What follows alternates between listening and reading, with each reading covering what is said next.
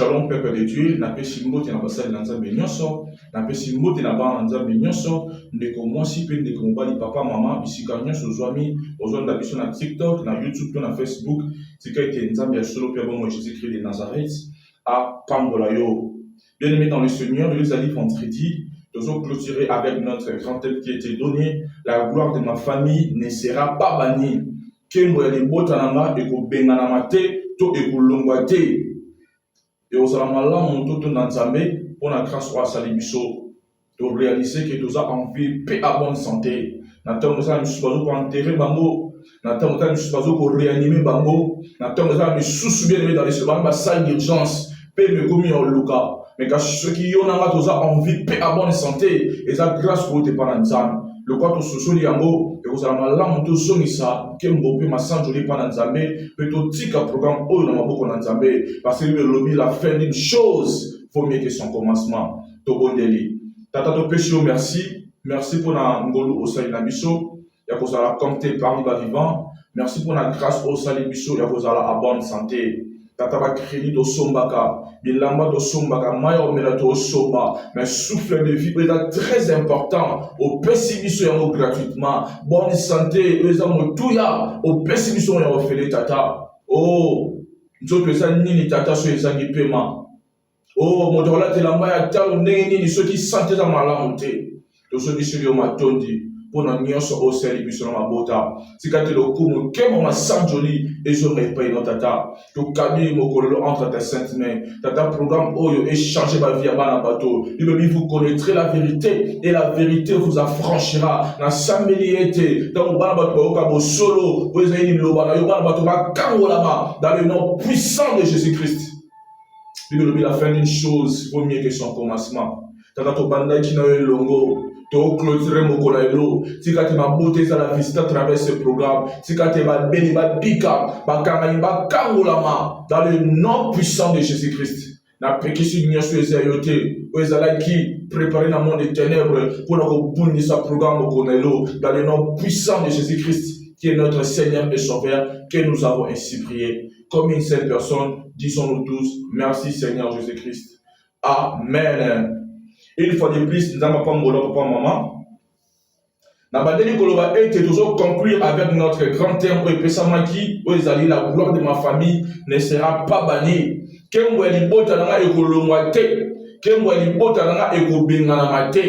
Mais bien aimé, bien que thème où bimi, tu remarquer, tu remarquer que la vie à bateau mingi, gloire et ciel longwa. Que la bota mingi, gloire et ciel longwa. Et pour le premier jour, on a introduit un message.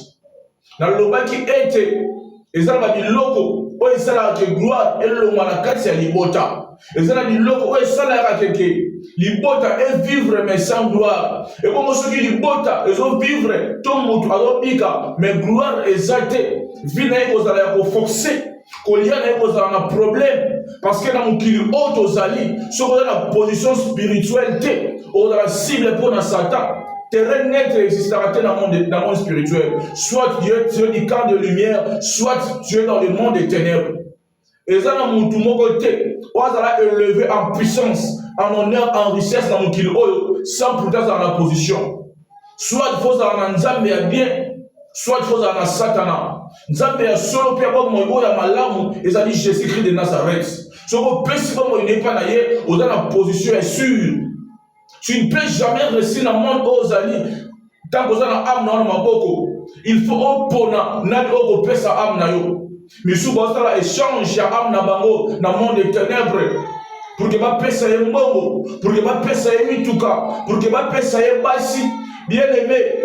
Bon, mais moi, ça, il y a un bateau, bandako, mabala, tout, ils ont importé ça bien. Mais ils ont nini, tu sais, nini. Tant qu'on perdre l'âme, nayo. Tu n'es pas un bon, on a nini. Tu n'es pas un bon, on a mis tout comme un pauvre, mais ils ont nini, bien aimé. Ceux qui ont fait des comptes, ok, en fait. Bien aimé dans le Seigneur, ça n'a qu'à se makambo sur la nanga, bima n'a qu'à se makambo. Oyo, papa te yesu masia, azali na posa na yo.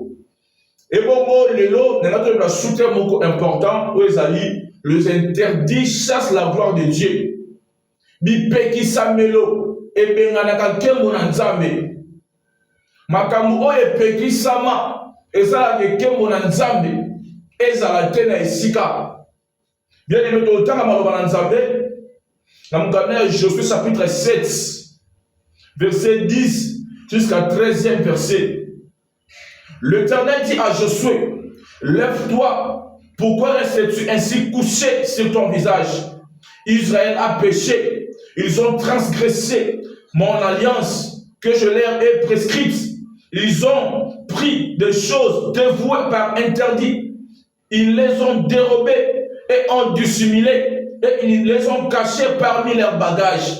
Aussi les enfants d'Israël ne peuvent-ils résister à leurs ennemis.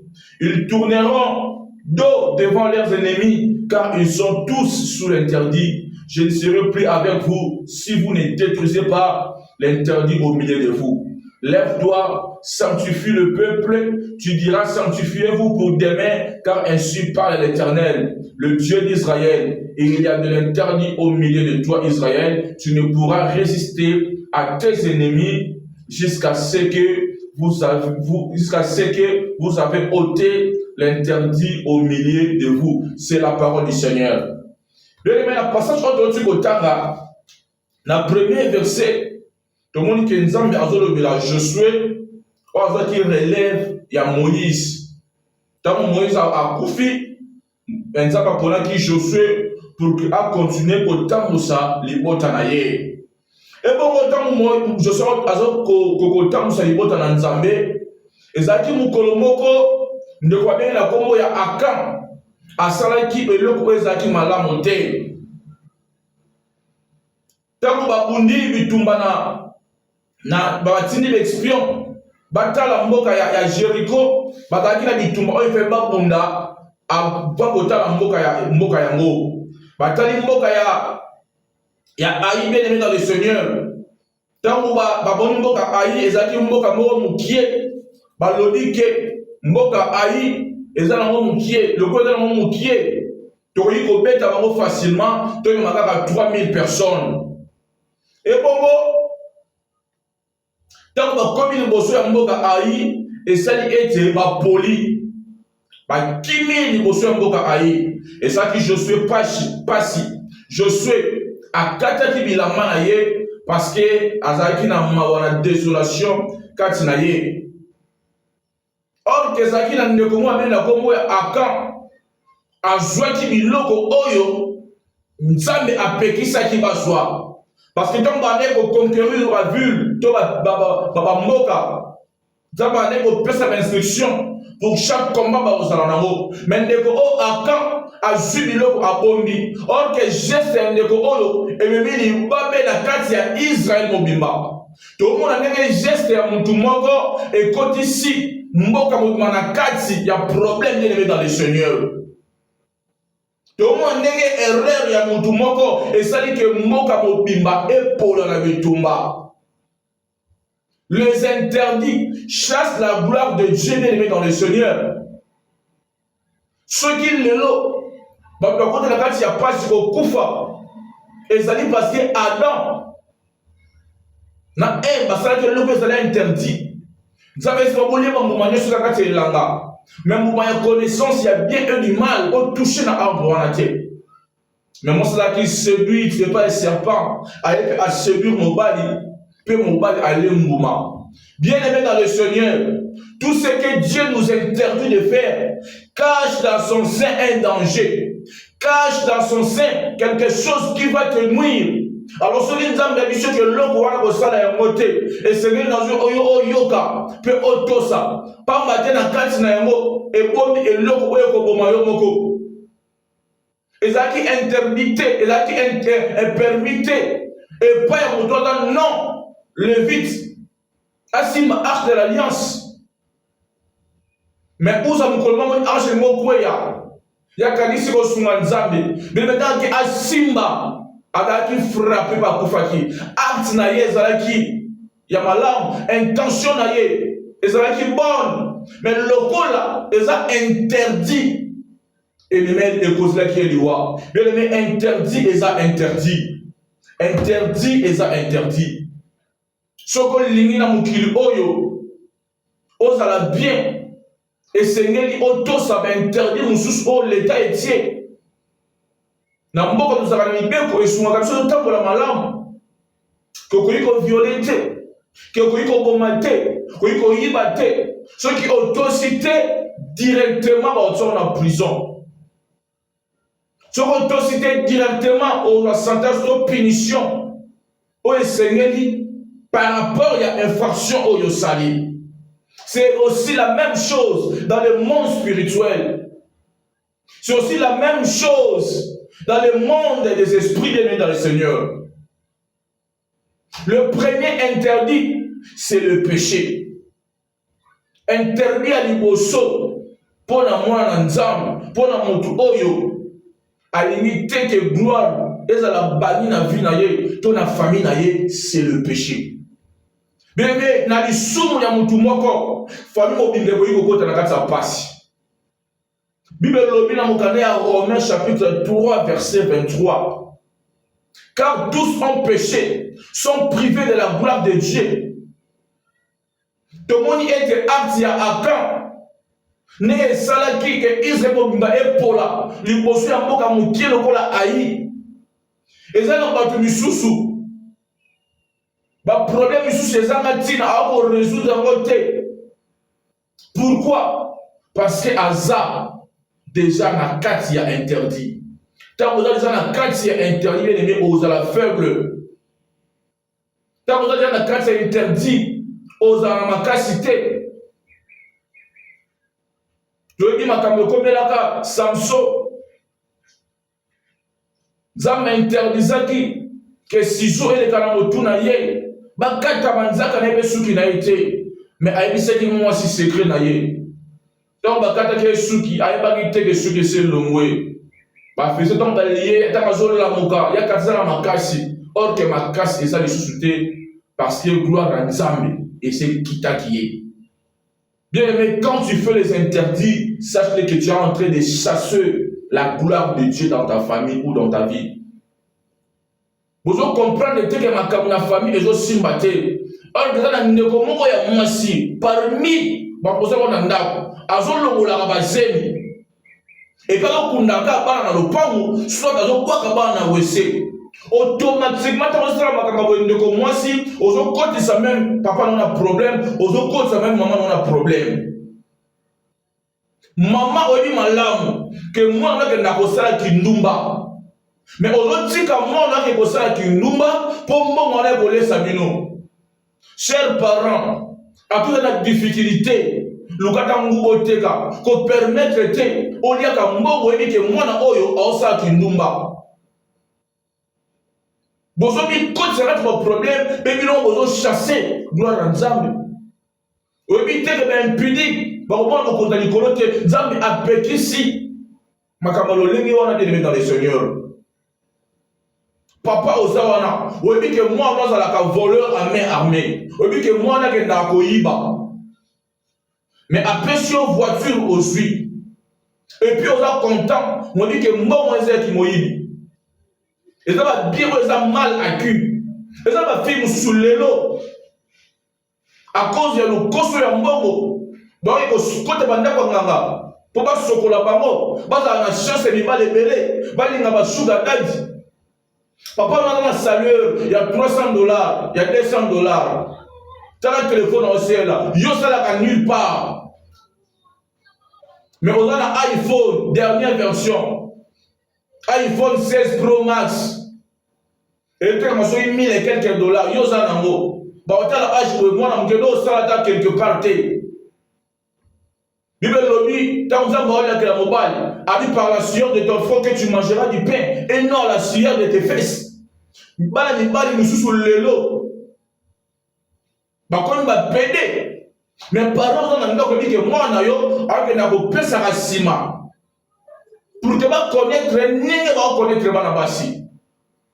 Bible dit que tu ne coucheras pas avec un homme comme on couche avec une femme, car c'est une abomination.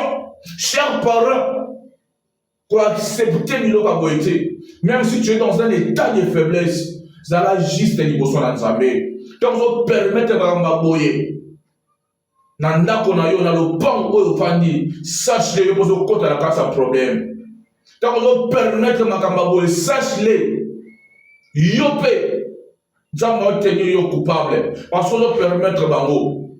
Ceux qui l'État dans ma coquille au Kamamutu. Ça veut dire qu'il place ma maison, ça va intervenir et pourtant ma coquille pour intervenir. Bien non-assistance des personnes à danger. À combien plus forte raison yo. On doit comprendre que nous devons ça ma mais au-dessus paie ce conseil comme tu paies et puis prie pour lui. S'il ne change pas, on est allié sur qu'on a Nzambe. Mais toi, fais ta part. Fais ta part, bien-aimé dans le Seigneur. Au qu'on permet de traiter. Comment on a aussi à que la bossale qui nous m'a parlé ça yo. Ça fait mal au cœur. N'a pas tata moussou dans la courage. Au lieu que moi on a ça à nulle part, mais chaque fois que c'est là moi on a mon simbon. Au tinda que ça là ni. Nous comme pas comme on pédé pour un téléphone. Moussou est séqué du malobi. Pourquoi on le précédé?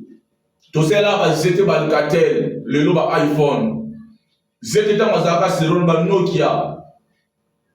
Est-ce que c'est un que iPhone a lequel le lot? Toi dans mon kilibé dans les seigneurs. Bah où est la bazanga? Précédé malé au coma. Deuxième interdit, et la désobéissance à la volonté de Dieu.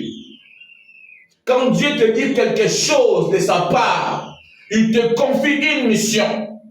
Quand tu désobéis à la volonté de Dieu, sache-le, au côté si bota au manakati ya pasi, peut obéir gloire en Zam. Quand tu désobéis à la volonté de Dieu, au créer problème et pas nyonso oyo zali, pena ba beso za bango. Exemple Jonas. Nzamba tinye na Ninive. Mais Jonas a vu bateau. Pendant qu'il y a un taxis, tu as eu le cas qui est tombé. Jonas a comprendre que Nzamba est monté naïe. Jonas a continué à passer. Parce que la marchandise n'a pas mot. N'a ici que bateau 5 kilos, il faut pas qu'il le repos, bateau est passé à naufrage. A créé ma perte dans ma commerce à bateau. Nous sommes tous les voyages dans les bossos. Nous sommes tous les mots marchandises à mouquer. Alors que nous avons été à son mot, mon avis, est soulaillé. Mais Jonas, à cause de la désobéissance de la volonté de Dieu, à côté ici, bateau manakati a passé. Sans pourtant à détruire la vie à bateau de Mokoloana. Parce que nous sommes tous à côté de Nyongo, marchandises en bas qui ont en maille. Azani mwa ko futa nyongo, azani moyen pe ko survivre.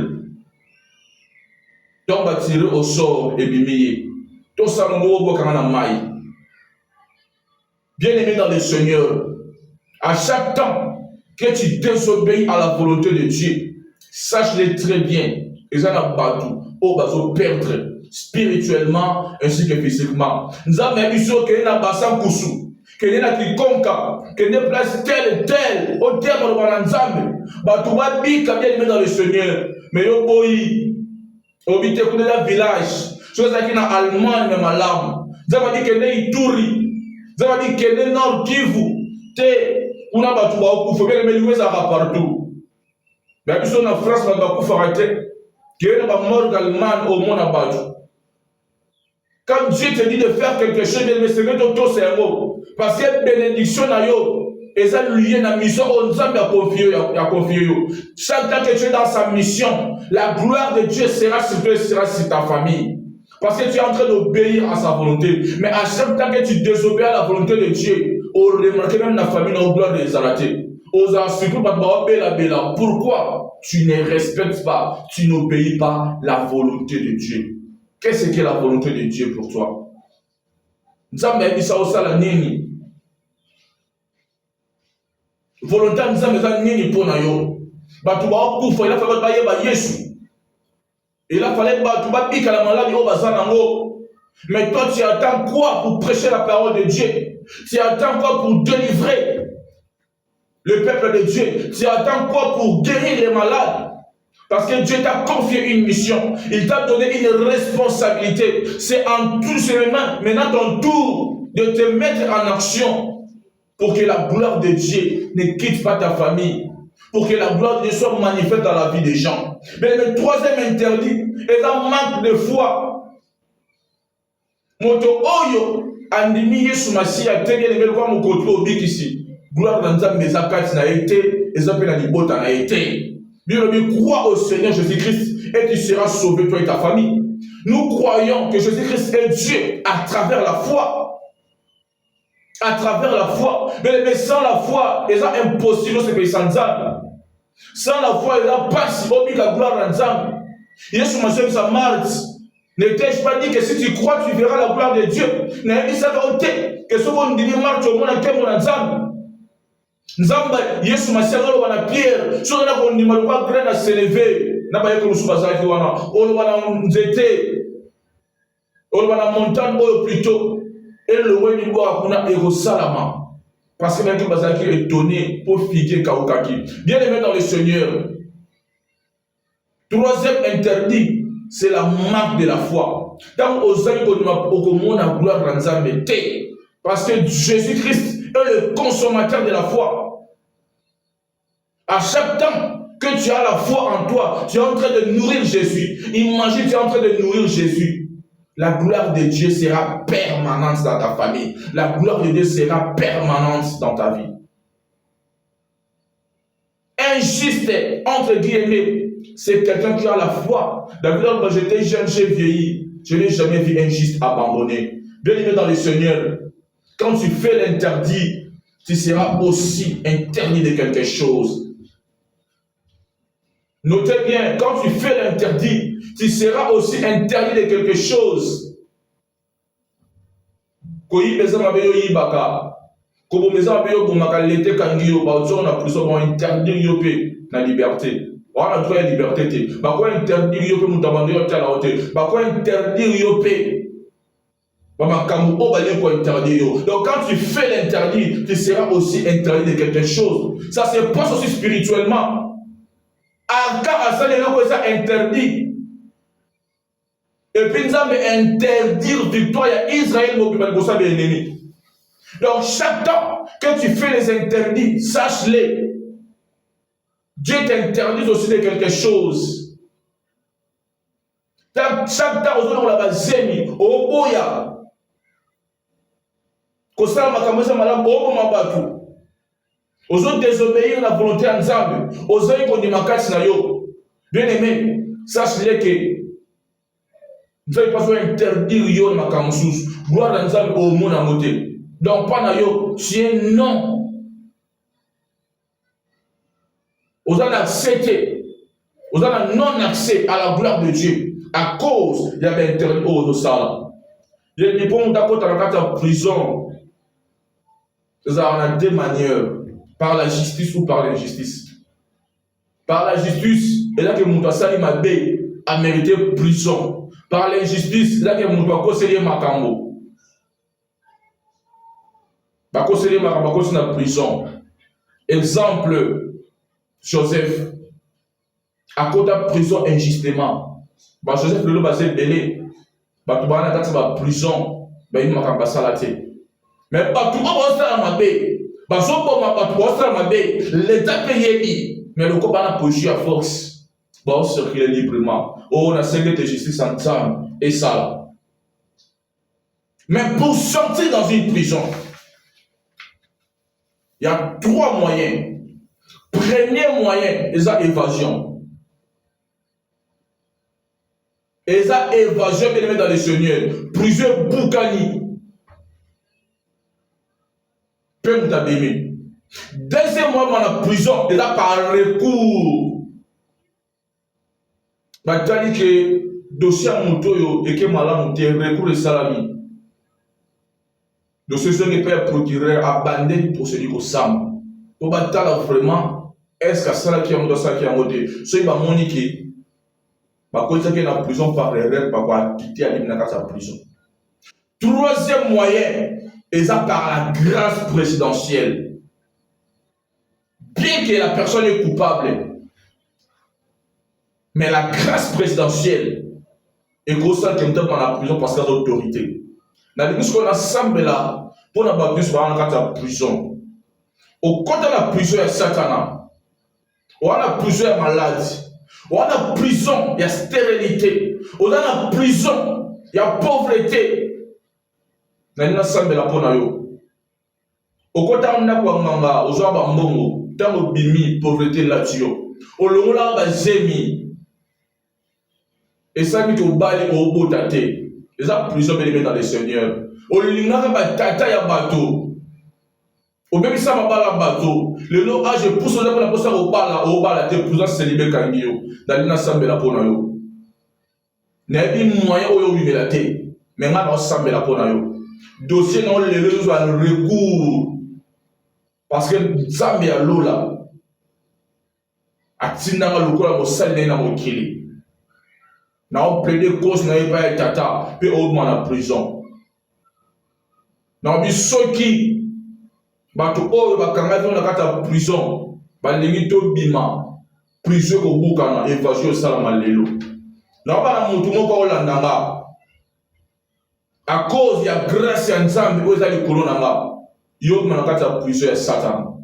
Parce que tout roi, tout prince, toute princesse attend la gloire royale, attend la onction royale, attend la bien aimé, la grâce royale. Le quoi n'a pas moi en Nzambe, j'ai une grâce sur moi. C'est-à-dire qu'il n'a quitté ça le corps na yo. Bisika osalim de konyoso, ozobela, osimi mutema na yo. Ndeko nyonso dans ba problème au sens que on a plusieurs satana makambo esi mate au sera be fort mais rien ne marche ça le boko na mobali na motu ndeko zobela ça le boko na motema na on déclarer pour na yo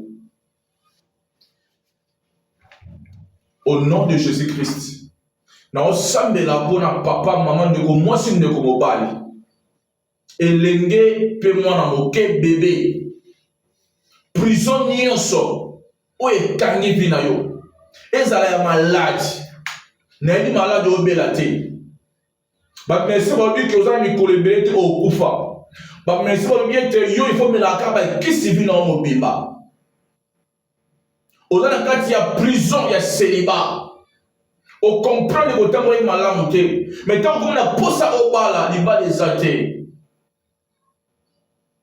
o saba mabe otiki mais pauvreté otika ote na sambeli na tongo na lelo que grâce ya Nzambe tata à travers ngai mwana na ye ezali likolo na yo prison nyonso oyo ekangaki vi na yo oyo ekangaki kobota na yo oyo ekangaki mosala oyo ekangaki mbongo oyo ekangaki santé oyo ekangaki élévation oyo ekangaki succès dans le nom puissant de Jésus-Christ.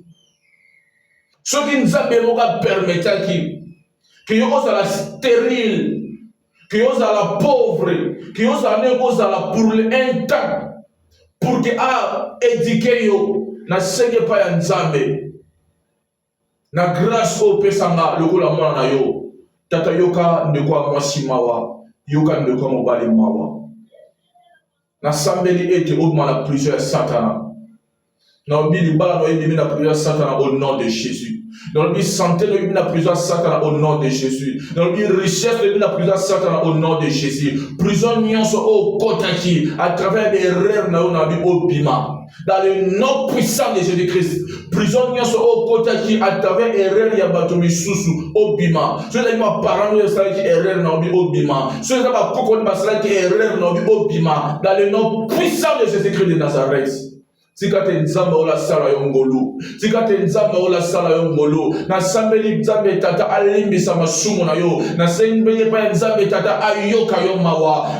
Nzambe tala ndeko na miswa mawa. Tala papa ona miswa mawa. Tala elenge ona miswa mawa. Pasi na ye umeli. Wa problème ne umeli. Malari ne umeli. Stérilité ne umeli. Après ce programme, tata lobi makambo mosusu ebeta mana vie na ye. Nabi solo ya vie na ye échanger. Nabi histoire la vie n'a échangé dans le nom puissant de Jésus-Christ. Na senge te gloire na yon Nzambe ezonga sur na vie ndeko. Na senge te gloire na yon Nzambe ezonga sur kwa libota ol. Na senge te gloire na yon Nzambe et accompagner sur makambo ya ko sala dans le nom puissant de Jésus-Christ. Tu es libéré. Va et ne pêche plus. Au nom de Jésus-Christ, qui est notre Seigneur et Sauveur, que nous avons ainsi prié. Amen. Bien-aimés dans le Seigneur, c'était votre humble serviteur, Jonathan Kiani. On se revoit le lundi. Que le bon Dieu vous bénisse. Merci.